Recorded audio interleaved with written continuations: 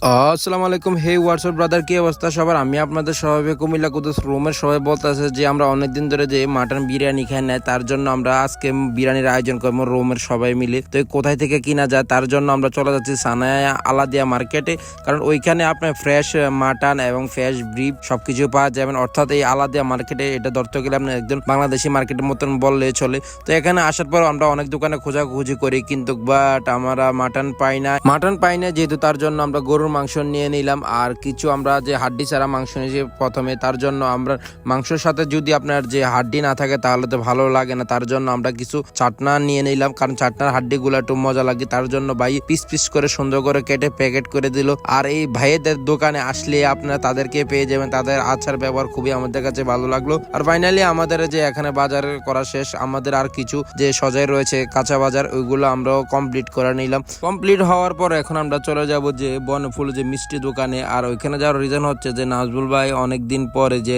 উনার মন মতন একটা জব মিলছে, তার জন্য উপলক্ষে আমরা সবাই ধরেছি যে নাজবুল ভাইকে আমাদেরকে মিষ্টি খাওয়ার জন্য। এই যে দেখতে পাচ্ছেন ফাইনালি আমরা চলে আসলাম যে বনফুলে। বিদেশের বাড়ি তো মনে করেন যে বাংলাদেশে সবকিছু পাওয়া যায়। এই যে দেখতে পাচ্ছেন এখানে অসংখ্য ডিজাইনের অসংখ্য রকমের মিষ্টি রয়েছে। যাই হোক, এই যে এখান থেকে আমরা মিক্স মিষ্টি নিচ্ছি, 1 কিলো মিষ্টি অর্ডার করি। আর ফাইনালি চলে আসছে যে মিষ্টি টেবিলে, এখানে বসে আমরা যে সবাই খাওয়া দাওয়া শুরু করলাম। যে মিষ্টিগুলো খুবই ভালো ছিল, আর আমিও সবার সাথে খেতে লাগলাম।